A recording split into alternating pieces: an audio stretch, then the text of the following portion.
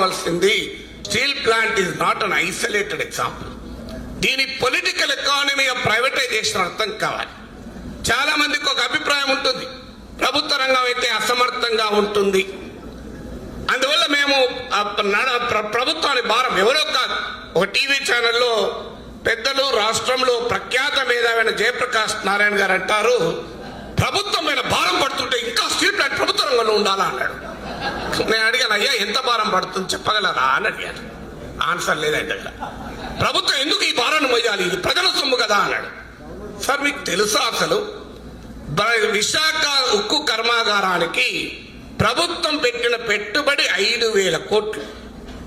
ఈ ఏడాది, ఇంతకుముందు చెప్పారు, ఈ ఏడాది 11 నెలల్లో 24,560 కోట్ల టర్నోవర్ వచ్చింది. మార్చి మాసం కూడా కలుపుకుంటే సుమారు 28,000 కోట్ల టర్నోవర్ విశాఖ ఉక్కు సాధించింది. దీనిపైన జిఎస్టి 18%, అంటే ప్రభుత్వానికి 5,000 కోట్ల రూపాయలు ఈ ఒక్క ఏడాదిలోనే విశాఖ స్టీల్ ప్లాంట్ కట్టబోతుంది. అంటే పెట్టిన పెట్టుబడి 5,000 కోట్లయితే ఒక్క ఏడాదిలోనే పన్ను రూపంలో కడుతున్నారు 5,000 కోట్లు.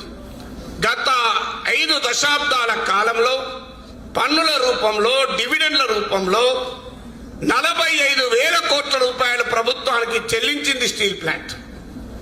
అది కాకుండా కొన్ని లక్షల కోట్ల రూపాయల ఆస్తులు. ఈ ఆస్తులు లెక్కేయాలంటే ఎవరితరం కాదు, ఎందుకంటే రోజు రోజుకు భూముల ధరలు పెరుగుతాయి.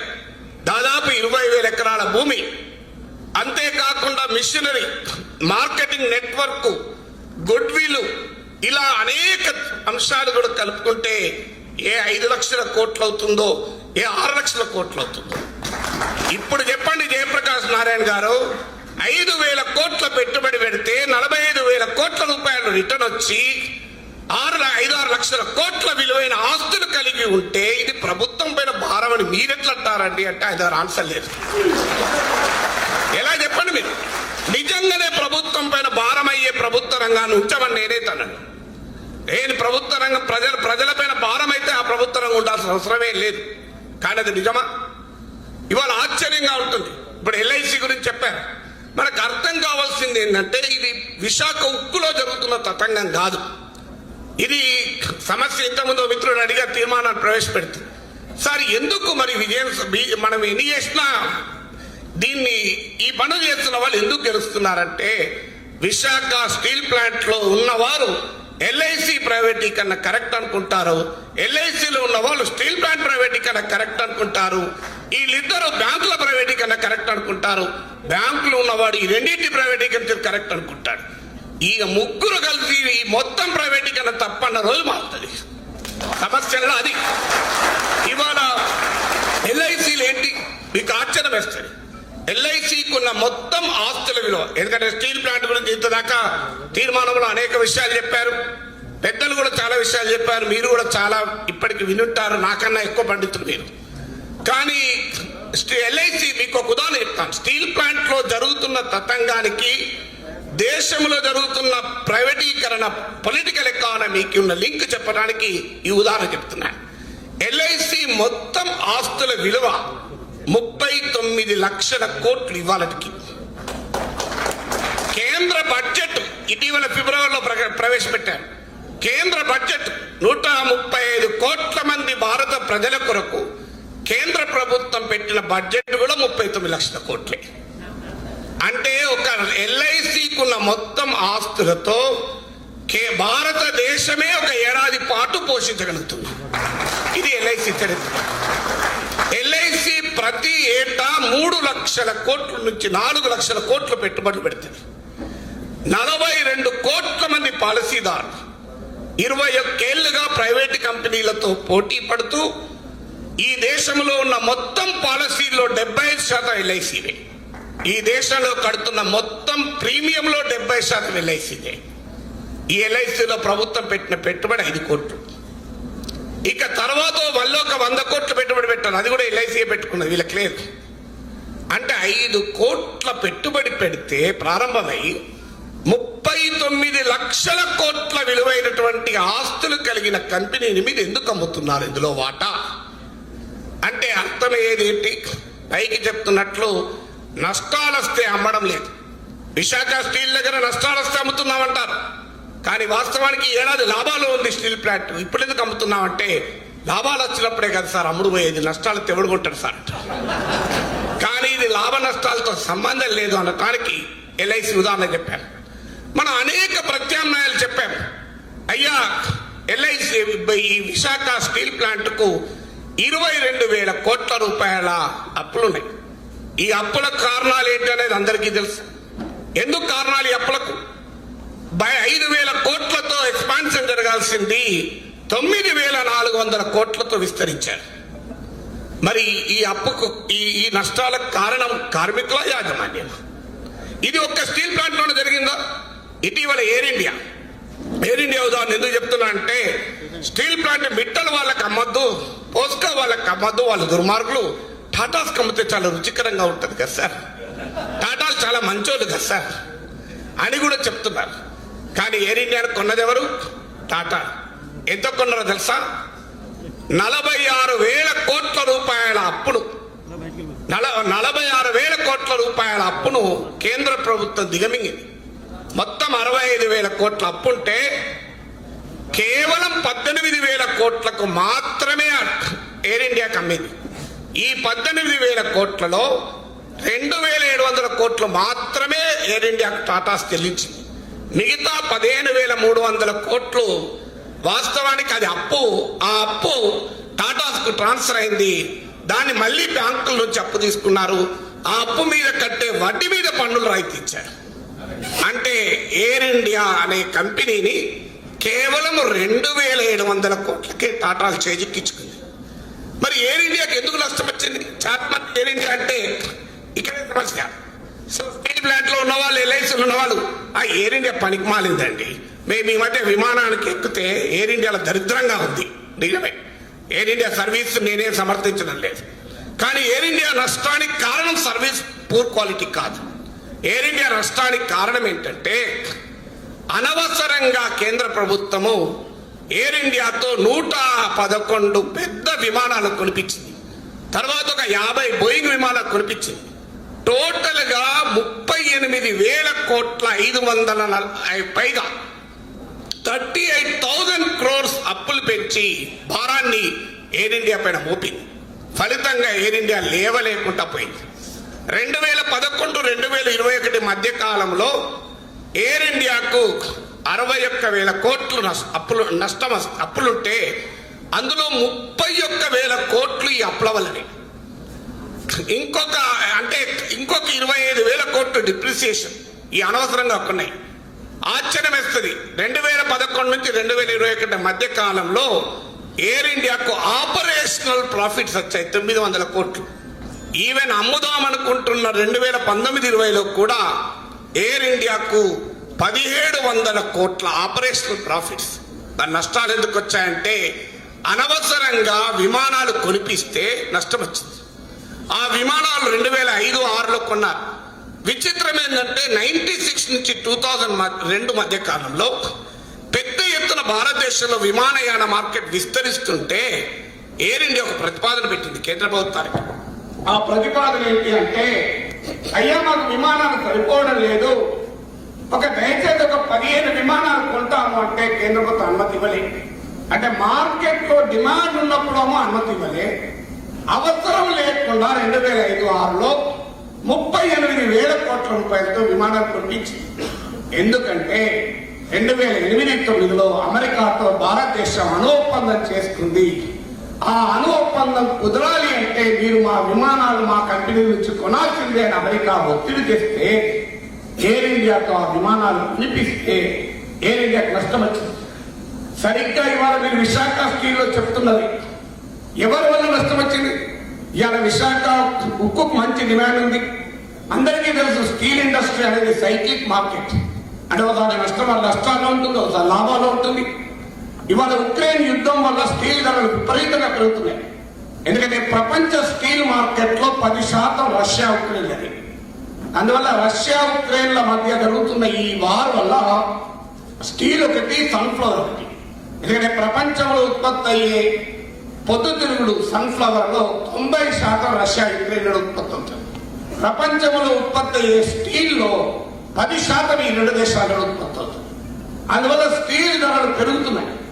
స్టీల్ ధరలు పెరుగుతున్న సమయంలో ఉత్పత్తి లేదు.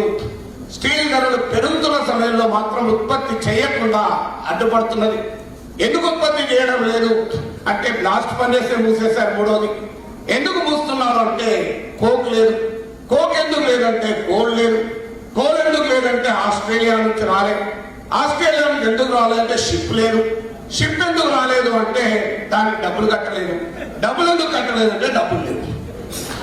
అయ్యా డబ్బులు లేవు అంటే లాభాల్లో ఉంది స్టీల్ ప్లాంట్. అసలు ఎవరైనా ప్రపంచంలో లాభాల్లో ఉన్న కంపెనీ ఒక primary raw material iron ore coal. Steel plant ఒక్కలని ఏం చెప్పాల్సిన అవసరం లేదు. సో ఐరన్ ఓర్ కోల్, నా కోల్ 40-45 రోజుల బొగ్గు కంపల్సరీగా నిల్వ ఉంచుకోవాలి. మరి బొగ్గు ఎందుకు లేదు అంటే నమ్మమంటారా? డబ్బులు ఇవ్వండి. ఇది డబ్బులు లేక జరుగుతున్నదా? డబ్బులు లేకుంటే కేంద్ర ప్రభుత్వం డబ్బులు ఇవ్వలేదా? అయ్యా స్టీల్ ప్లాంట్ మీకు 45,000 కోట్లు ఇచ్చింది కదా, అందులోకి 500 కోట్లు ఇవ్వరాదు, బొగ్గు కొనుక్కుంటారు. మరి నిజంగా డబ్బులు లేవా? మరి కోక్ బ్యాటరీ 6 ప్రారంభం కాలే. ఇంతకుముందు చెప్పారు మార్కెట్ లో డిమాండ్ ఉన్నటువంటి ప్రొడక్ట్స్ తయారు చేయడానికి స్లాబ్ కాస్టర్ అసలు మొదలు పెట్టినటువంటి ట్యూబ్ మిల్లు దాన్ని గ్రౌండ్ వరకు లేపి ఆపేశారు. ఇవన్నీ కూడా ఎందుకు చేస్తున్నారంటే డెలిబరేట్ గా కుక్కను చంపాలి అంటే దాన్ని మొదలు పిచ్చి కుక్క అనాలి. అందువల్ల స్టీల్ ప్లాంట్ అమ్మేయాలి అంటే అది నష్టాల్లో వస్తుందని చెబితే ప్రజలు కూడా అమ్మేయాలంటారు. నష్టాలు వచ్చిందని చెప్పి ఏ జిందాల్కో ఏ పోస్కోకో కారు చౌకగా అమ్మేయచ్చు కూడా. అసలు కుట్రది. దీన్ని ఒకవైపు ప్రజల్లో వ్యతిరేకత రాకుండా ఉంటుంది నష్టాల్లో వస్తే. రెండు నష్టాల్లో వచ్చిన దాన్ని తమ ఆశ్రిత పెట్టుబడిదారులకు క్రోనీస్ కు చౌకగా అమ్మటానికి ఉపయోగపడుతుంది. సో ఈ ఉద్దేశంతో ఇవాళ చేస్తున్నారు. ఇవాళ మనం చూస్తున్నాం పక్కనే ఉన్న గంగవరం పోర్ట్లో స్టీల్ ప్లాంట్ 2,000 ఎకరాలని గంగవరం పోర్టుకు ఇచ్చింది. న్యాయంగా అయితే అది స్టీల్ ప్లాంట్ ఆ పోర్టు పెట్టాలి. కానీ స్టీల్ ప్లాంట్ పెట్టనీయకుండా ఆ పోర్టును ప్రైవేట్ వాళ్ళకి ఇచ్చారు. స్టీల్ ప్లాంట్ కు ఉన్న 2,000 ఎకరాలు గంగవరం పోర్టుకి ఇచ్చారు. ఆ 2,000 ఎకరాలు రాష్ట్ర ప్రభుత్వానికి స్టీల్ ప్లాంట్ సరెండర్ చేస్తే, ఆ 2,000 ఎకరాలు గంగవరం పోర్టుకి ఇస్తే, ఆ పోర్టులో 10% వాటా రాష్ట్ర ప్రభుత్వానికి ఇస్తే, ఇటీవల రాష్ట్ర ప్రభుత్వం ఆ వాటాను అదానీలకు 624 కోట్ల కట్టింది. మీరు చెప్పండి 2,000 ఎకరాల విలువ 624 కోట్లు ఉంటుందా? సో 2,000 ఎకరాల విలువ ఎకరానికి 7 కోట్లు 6 కోట్లు ఉంది అందరూ తెలుసు. అంటే ఎకరా 14,000 కోట్ల విలువైనటువంటి భూమి ద్వారా వచ్చిన 10% వాటా రాష్ట్ర ప్రభుత్వం 624 కోట్లకి అదానికి ఇచ్చారు. ఇది అదాని ఎవరు అందరికీ తెలుసు. 2014 ముందు అదాని అన్న పేరున్నారా? మనం అదాని అనే వాడు ఎవరో తెలియదు. మీకు ఇంకో విచిత్రం చెప్తాను. అదాని గొప్పతనం ఏంటంటే ఒక్క మాటలు, ఈ మధ్య state bank of India Adani capital అనేతో కలిసి రైతులకు రుణాలు ఇచ్చే కార్యక్రమం మొదలుపెట్టారు. ఎస్బీఐ ఏంటి, అదాని క్యాపిటల్ ఏంటి? ఎస్బీఐకి 48 లక్షల కోట్ల ఆస్తులు ఉంటే అదాని క్యాపిటల్ కు 1,300 కోట్ల ఆస్తులు ఉన్నాయి. ఎస్బీఐకి 22,000 బ్రాంచులు ఉంటే అదాని క్యాపిటల్ కు 60 బ్రాంచులు ఉన్నాయి. ఎస్బీఐకి 2 లక్షల కోట్ల రైతు రుణాలు ఇస్తే అదాని క్యాపిటల్ 1,300 కోట్లు ఇచ్చింది. ఎస్బీఐకి 48 లక్షల కోట్ల ఆస్తులు ఉంటే అదాని క్యాపిటల్ కు 13,000 కోట్లు ఉన్నాయి. ఎస్బీఐ 1,40,00,000 మంది రైతులకు రుణాలు ఇస్తుంటే అదాని 28,000 మందికి రుణాలు ఇస్తుంది. అలాంటి అదాని క్యాపిటల్ తో రైతులకు రుణాలు ఇస్తుంది ఎస్బీఐ. ఎంత విచిత్రం తెలుసా? అందులో అదాని క్యాపిటల్ రుణాలు ఇవ్వడం ఎవరికి ఇవ్వాలన్నది అదాని క్యాపిటల్ నిర్ణయిస్తుంది. కానీ ఇచ్చే రుణంలో 20% అదాని క్యాపిటల్ సమకూరిస్తే 80% ఎస్బీఐ సమకూరుస్తుంది. కానీ రుణం ఇవ్వాలో ఎవరికి ఇవ్వాలనే నిర్ణయం పైన ఎస్బీఐ ఎలాంటి అధికారం ఉండదు. దీన్ని reserve bank of India co lending అని ముందు పెట్టింది. కో లెండింగ్ అంటే కో లెండింగ్ కాదు, బొగ్గు కాదు, కోల్ కాదు, కో లెండింగ్ అంటే కలిసి లెండింగ్ ఇస్తారు. విచిత్రం ఏంటంటే అదానీ పెట్టే డబ్బు పైనమో అదానికి 12% వడ్డీ వస్తుందట, ఎఫ్ఐకి మాత్రం 8% వడ్డీ వస్తుందట. ఇది అదానీ క్యాపిటల్ వచ్చింది. సో ఎందుకు వచ్చింది అదానికి? త్రివేంద్రం ఎయిర్పోర్ట్ ఉంది, కేరళ ప్రభుత్వం అడిగింది, అయ్యా ఈ ఎయిర్పోర్ట్ మేమే నడుపుకుంటాం అంటే నీకు ఇచ్చే ప్రసక్తే లేదు, అదానికి ఇస్తామన్నారు. దేశంలో కరోనా టైంలో ఎవరికీ తెలియకుండా ఇంతకుముందు విద్యాసాగర్ వచ్చి చదివారు శ్రీ కవిత, చీకటిలో దాగి ఉన్న సత్యాలను బయట పెట్టండి, ఆ పని ఇప్పుడు మనం చేసేదంటాం. ఏంటా చీకటి ఒప్పందం జరిగింది? జీవికే వారికి నవీన్ ముంబై ఎయిర్పోర్ట్ ఉంది, దాన్ని అదాని వాడు కైవసం చేసుకోవాలి. జీవికే వాడు ఇవ్వనున్నాడు, మన తెలుగువాడే ఇవ్వాలంటే వెంటనే జీవికే మీద ఐటీ దాడులు సిబిఐ ఈడీ వెళ్ళింది. సిబిఐ ఈడీ ఐటీలు బీజేపీలో చేరనంటున్న నాయకుల వెనకాలే పడదు, ఆఖరికి బీజేపీ మిత్రులైన పారిశ్రామికవేత్తలకు అమ్మనంటే కూడా పడుతుంది. నా నమ్మకం గంగవరం పోర్టులో ఉన్న 10% వాటా జగన్మోహన్ రెడ్డి గనక 624 కోట్లకు ఆదానికి ఇవ్వకపోతే సిబిఐ చాలా యాక్టివ్ అయ్యింది, అనుమానం లేదు. అది తెలిసి ముందు చూపున్న మన నాయకుడు ముందు ఎందుకు ఈ తల్లొప్ప చెప్పించేసి ఇంత ఓపెన్ గా జరుగుతున్నది. నేను చెప్పేదేం కాదు, ఇది అందరికీ తెలిసిన విషయం. ఇది అదాని చరిత్ర. ఆ అదానిని అంటే ఎందుకు ఈ మాట చెప్తున్నానంటే, ఈ పొలిటికల్ ఎకానమీ ఆఫ్ ప్రైవేటైజేషన్ జరగాలి. చాలా మంది యంగర్ జనరేషన్ ప్రాబ్లం ఏంటంటే, ఇప్పుడు మన మీటింగ్ లో 30 ఏళ్ల లోపల నాకు కనబడలేదు. ఇక్కడ 30 ఏళ్ల లోపల ఎవరైనా ఉంటే చేతులెత్తండి, ఎంతమంది ఉన్నారు? అది అర్థం అడగదు, మీ వయసు బయట పెడితే మంచిగా ఉండదు. ఎవరుంటే చాలా తక్కువ. ఎందుకంటే యంగర్ జనరేషన్ అర్థం కావాలి. యంగర్ జనరేషన్ ప్రైవేటీకరణ చాలా మంచిది అనుకుంటున్నారు, కానీ భారతదేశంలో జరుగుతున్నది ప్రైవేటీకరణ కాదు. భారతదేశంలో క్యాపిటలిజం లేదు, క్రోనియిజం ఉంది. క్రోనియిజం ఏంటంటే, ఎందుకంటే ఎప్పుడో చాలా ఏళ్ల క్రితం కార్ల్ మార్క్స్ సర్ప్లస్ వాల్యూ సిద్ధాంతం చెప్పాడు. కార్మికుల శ్రమతో పెట్టుబడిదారులు దోపిడీ చేసి ఆ శ్రమలో ఉన్న మిగులు విలువను దోచుకొని బలపడతారని. ఇప్పటి క్యాపిటలిజంలో కార్మికుడు శ్రమ లేదు, ఆ శ్రమలో మిగులు లేదు, దాన్ని దోచుకుండూ లేదు, అన్ని మిథ్య. వాడు ఏదీ లేకుండానే సంపాదిస్తాడు. ఒక్కటి ఉండాలి, అధికారం ఉన్న వారితో సంబంధం. అది ఉంటే ఏది అవసరం లేదు. ఎందుకు అవసరం లేదు?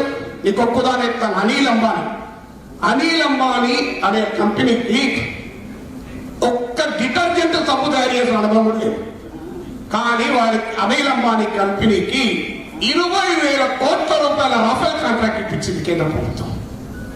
అనిల్ అంబానీ నరేంద్ర మోడీతో కలిసి పారిస్ నగరానికి ఒప్పందం సంతకం పెట్టేదానికి వెళ్ళారు. ఆ రోజు రక్షణ మంత్రి మనోహర్ పరీకర్. నాకు డౌట్ వచ్చింది, ఇంత పెద్ద రక్షణ ఒప్పందం కదా, ప్రధానమంత్రితో రక్షణ మంత్రి వెళ్ళలే, కానీ అనిల్ అంబానీ వెళ్ళాడు. రక్షణ మంత్రి ఎక్కడున్నాడో ఆ రోజు అని గూగుల్లో సెర్చ్ చేశాడు.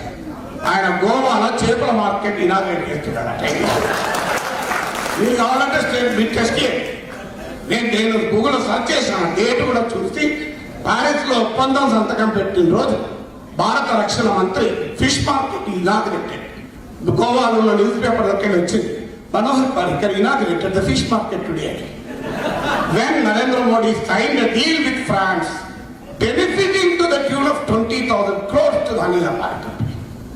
అప్పటికి అనిల్ అంబానీ ఏరో డిఫెన్స్ అనే కంపెనీ ఉందా అంటే భూమి మీద లేదు. ఎక్కడుందంటే 2 రోజుల క్రితం రిజిస్టర్ కాగితాలు ఉన్నాయి. అనిల్ అంబానీ కంపెనీ బ్యాంకులకు 1,00,000 కోట్లు ఇవాళ అప్పుపడింది. అనిల్ అంబానీ జీవితంలో సక్సెస్ఫుల్ గా ఛాయబడి ఉన్నాడు ఇంతవరకు. అలాంటి అనిల్ అంబానీకి 20,000 కోట్ల రూపాయల రాఫెల్ కాంట్రాక్ట్ ఇప్పించారు. నేను ఎందుకు ఈ ఉదాహరణని చెప్తున్నానంటే, స్టీల్ ప్లాంట్ గురించి మీరు చాలా వినుంటారు. ఇవాళ ప్రభుత్వానికి మనం చెప్తున్నాం, అయ్యా స్టీల్ ప్లాంట్ ఒక 22,000 కోట్ల అప్పు ఉంది, ఈ అప్పును మీరు మాకు వాటాగా మార్చుకోండి అని అంటున్నారు. అంటే స్టీల్ ప్లాంట్ ఏడాదిలో 28,000 కోట్ల టర్నోవర్ కలిగిన స్టీల్ ప్లాంట్, ఏడాదిలో 5,000 కోట్ల పన్నులు కట్టే స్టీల్ ప్లాంట్, 5 దశాబ్దాల్లో 45,000 కోట్లు ప్రభుత్వానికి తీసుకెళ్లి మూట అప్పచెప్పిన స్టీల్ ప్లాంట్ ఉన్న 22,000 కోట్ల రూపాయల అప్పుల్ని వాటాగా మార్చమయ్యా, ఇది మీ ప్రభుత్వ రంగ సంస్థ అంటే ససేమిరాటోది కేంద్ర ప్రభుత్వం. కానీ వోడాఫోన్ ఇండియా అనే కంపెనీ 1,90,000 కోట్ల రూపాయల బ్యాంకులకు అప్పులు పడ్డ కంపెనీ. ఈ కంపెనీలో కేంద్ర ప్రభుత్వానికి ఈ కంపెనీ 16,000 కోట్లు చెల్లించాల్సింది. అప్పు కాదని పన్నుల అప్పుకాయి, అదో పెద్ద చరిత్ర, ఏజీఆర్ డ్యూస్ అంటారు. సో 16,000 కోట్ల రూపాయలు వోడాఫోన్ ఇండియా కేంద్ర ప్రభుత్వానికి బకాయి పడితే ఆ 16,000 కోట్లు కట్టే పరిస్థితిలో వోడాఫోన్ లేదని చెప్పి దాన్ని కేంద్ర ప్రభుత్వం వాటాగా మార్చుకుంటే ఇవాళ ప్రైవేట్ కంపెనీ అయిన వోడాఫోన్ ఇండియాలో కేంద్ర ప్రభుత్వ వాటా 38.5%. ఆర్థిక మంత్రి నిర్మలా సీతారామన్ ఏమంటది పార్లమెంట్ లో, స్టీల్ ప్లాంట్ ప్రైవేటీకరణ విధానము లాభాలతో నష్టాలతో సంబంధం లేదు, ప్రభుత్వం ఎందుకు బిజినెస్ లో ఉండాలి అని. మరి వోడాఫోన్ ఇండియా ఎందుకు ఉన్నారు మీరు ప్రభుత్వం? నిజాయితీగా మీ సిద్ధాంతాన్ని మీరే అమలు చేయమని చెప్తున్నాను, నేను వేరే ఏమంటలేను.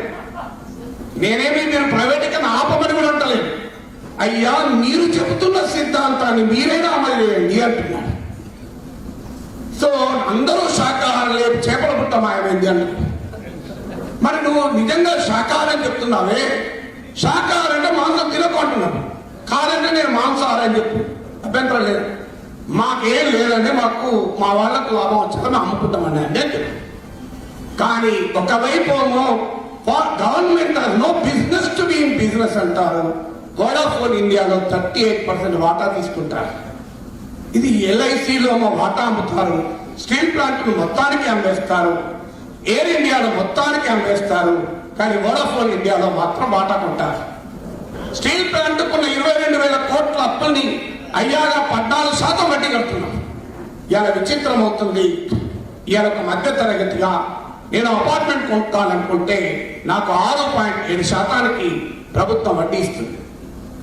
అంటే ఒక మధ్య తరగతి ఇల్లు కట్టుకోవాలనుకుంటే 6.7%, కారు కొనుక్కోవాలనుకుంటే 7-8%. కానీ భారతదేశాన్ని ఉక్కులాగా గట్టి చేయాలనుకునే స్టీల్ ప్లాంట్ కు 14% వడ్డీ కడుతుంది. ఇది న్యాయమా కాదని చెప్పండి. సో ఆఖరి 14%.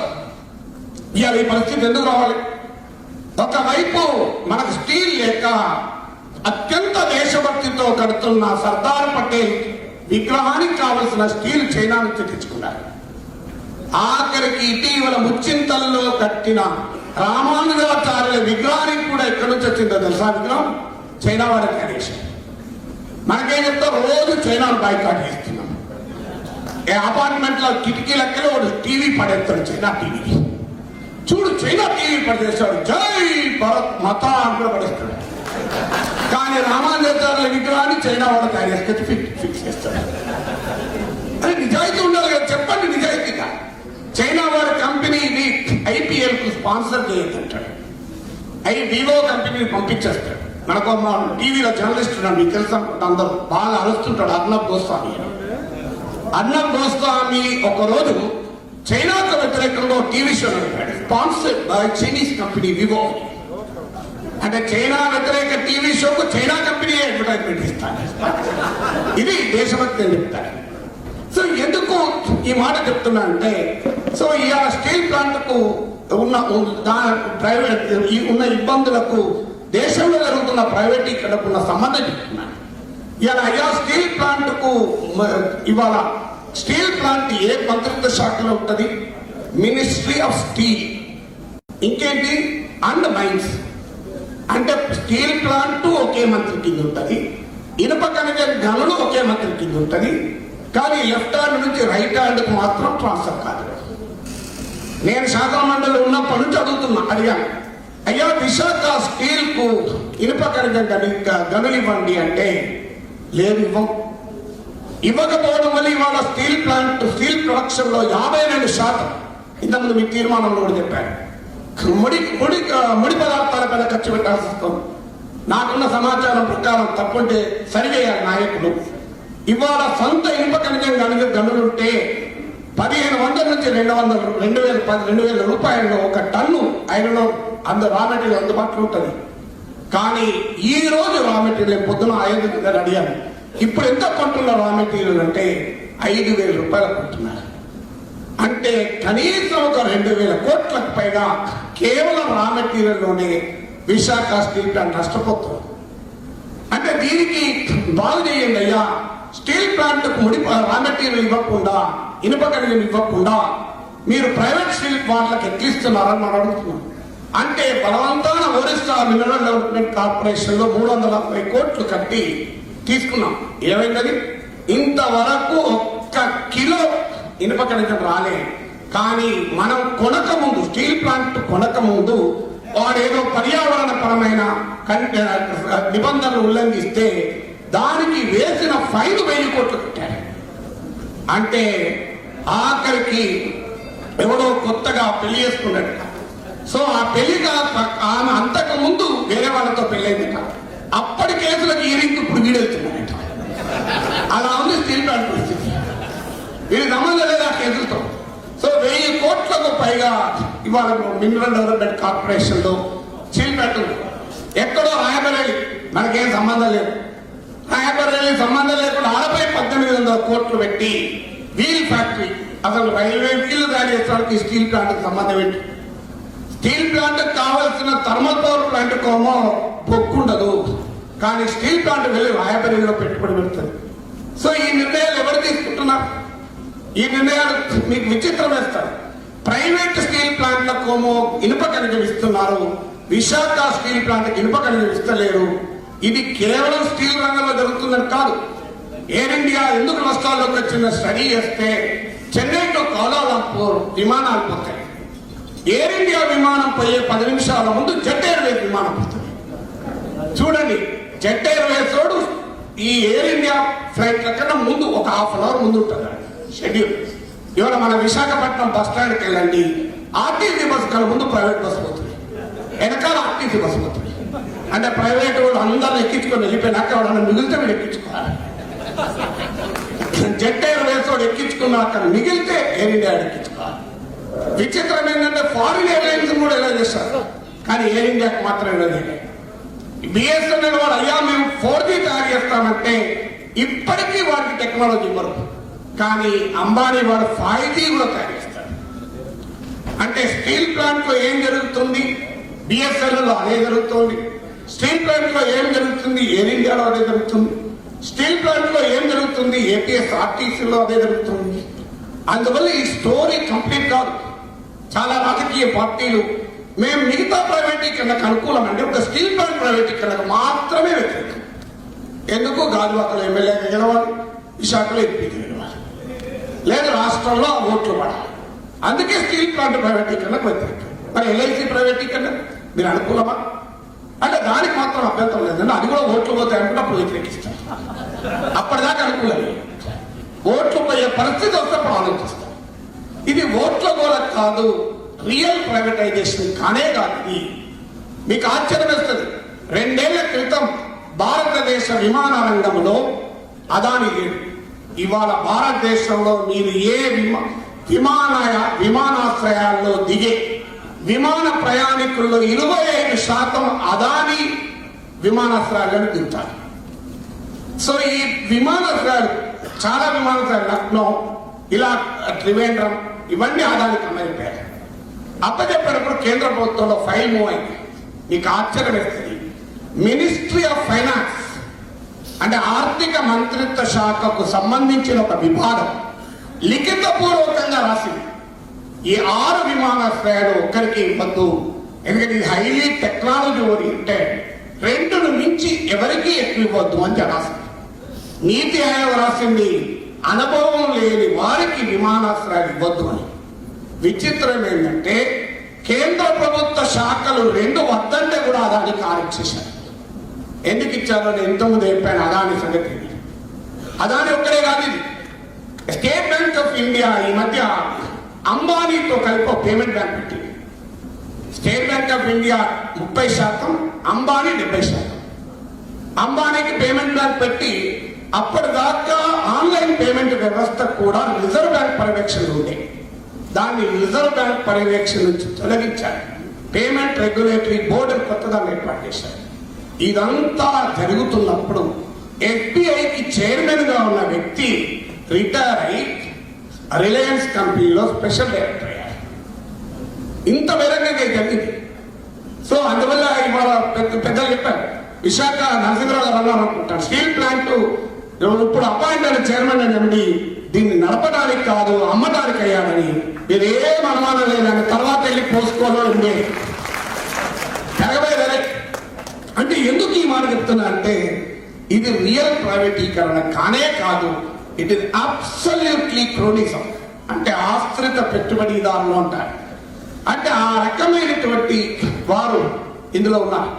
సో ఇవాళ స్టీల్ ప్లాంట్కి వచ్చే అనేక అంశాలు మనం మాట్లాడుకున్నాం. ఇది స్టీల్ ప్లాంట్ ఒక్కదాంతో లింక్ లేదు, నేను చెప్పినట్లు ఇది మొత్తం ప్రైవేటీకరణ లింక్. చివరిగా ఇప్పటికే చాలాసేపు మాట్లాడారు. చివరిగా మిత్రుడు ప్రశ్న అడిగాడు, సరే ఇవన్నీ చేస్తున్న ఎన్నికలు ఎందుకు గెలుస్తారంటే ఎన్నికల్లో గెలివే సమయానికి విశాఖకు రాదు, వస్తుంది. వచ్చే వరకు మొత్తం ఆవు చుట్టూ తిరుగుతాడు. విశాఖకు వచ్చే వరకు శ్రీరాముడు వస్తాడు, గుడి వస్తాడు, మసీద్ వస్తాడు, ఇజం వస్తాడు, పాకిస్తాన్ వస్తాడు, చైనా వస్తాడు. ఆఖరికి ఉక్రెయిన్ కూడా వచ్చింది మధ్య ఉత్తరప్రదేశ్ ఎన్నికల్లో. ఉత్తరప్రదేశ్ ఎన్నికల్లో రాజ్నాథ్ సింగ్ అంటాడు, ప్రపంచ నాయకులంతా ఈ యుద్ధం ఆపండి మోడీజీ అని అడుగుతున్నారు. మోడీజీ ఈ యుద్ధం ఆపడానికి చేస్తున్న కృషి చెప్పడానికి మోజే బాతో నహీ హరాయ్, నాకు మాటలే రావడం లేదు అంటాడు. నిజమా? మన తెలియదా? ఎవడన్నా మనం పట్టించుకుంటాడ? అసలు ఆ పుట్టిన మనకు కాదు, ఎవరికి వినట్లేదు. సో పుట్టినాడు జెలెన్స్కీ తిన్నాడు. అయ్యో నాతో బలగాలి అక్కడ అద్దరు అంటే జెలెన్స్కీ తిన్నాడు, యుద్ధం చేయకుండా అంటే పుట్టిన తిన్నాడు. కానీ అందరూ ఇట్టున్నారు. అంటే ఇలాంటి ప్రచారం జనం నమ్ముతారు. ఈ మధ్య తెలంగాణ ముఖ్యమంత్రి ఒక ఉదాహరణ చెప్పాడు. అయ్యా ఆ చిరంజీవి స్వామి గారు ఆయన ఏదో ఆయన భక్తుల దగ్గర డబ్బులు వసూలు చేసి ఓ విగ్రహం పెట్టుకున్నాడు, రామానుజాచార్య విగ్రహం. ఆయన విగ్రహం పెట్టడమా పెట్టకపోవడం ఆ అంశం మనకు సంబంధం లేదు. అది ఉత్తరప్రదేశ్ లో ప్రచారం ఏంటంటే देखिए ओवैसी क्या घर के पीछे मोदी जी ने रामानुजाचार्य का स्टैच्यू बनवा लिया. అంటే ఓవైసీ ఇంటర్ కాల మోడీ గారు పెద్ద విగ్రహం పెడుతున్నారు. అసలు మోడీకి సంబంధం లేదు. వచ్చి ఇనాగ్రేట్ చేసింది లాస్ట్ కేసీఆర్ ఫోన్ కూడా పోయి. కేసీఆర్ ఎప్పుడు ఉదాహరణ నేను చెప్పింది కానీ అయ్యా దీనికి విగ్రహం కట్టుడుగా మోడీకి ఎలాంటి సంబంధం లేదు, అది మోడీ పెడుతున్నాడు అన్నారు. ఇది అందుకంటే దీన్ని ఫిలాసఫీలో పోస్ట్ ట్రూత్ ఏంటంటారు, సత్యానంతర ప్రపంచం. సత్యంతో సంబంధం లేదు, ఇవి ఏమైనా చెప్పి జనాన్ని నమ్మించు. అందుకే ఓ తత్వవేత్త అంటాడు, ఏ పదజాలం వెనుక ఏ భావం దాగి ఉందో అర్థం చేసుకోనంత కాలం ప్రజలు మోసపోతూనే ఉంటారు, మోసగించబడుతూనే ఉంటారు అని. అందువల్ల మనలాంటి వారి బాధ్యత ఇప్పుడు ఇన్ని సంఘాలు కలిపి రికగ్నైజ్ యూనియన్ ఈ సిఐటి నిర్వహించిన ఈ సభ ఎందుకు అంటే ఈ ప్రైవేటీకరణ పదజాలం వెనుక ఉన్న భావాన్ని ప్రజలకు అర్థం చేయించడానికి విద్యాసాగర్ గారు కోట్ చేసిన శ్రీశ్రీ చెప్పినట్లు చీకటిలో దాగి ఉన్న సత్యాలను ఆవిష్కరించడానికి